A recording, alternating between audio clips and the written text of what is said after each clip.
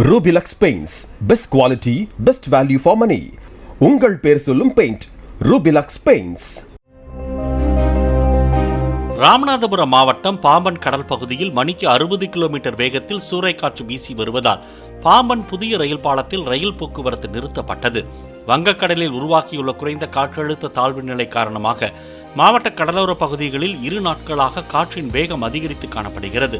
இந்த நிலையில் அயோத்தியிலிருந்து ராமேஸ்வரம் நோக்கி வந்த அதிவிரைவு ரயில் மண்டபம் ரயில் நிலையத்திலும், ராமேஸ்வரத்திலிருந்து மதுரை நோக்கி புறப்பட்ட ரயில் அக்கால்மடம் பகுதியில் நிறுத்தப்பட்டன. ரயில்கள் நடுவழியில் நிறுத்தப்பட்டதால் பயணிகள் சிரமத்துக்கு ஆளாகினர்.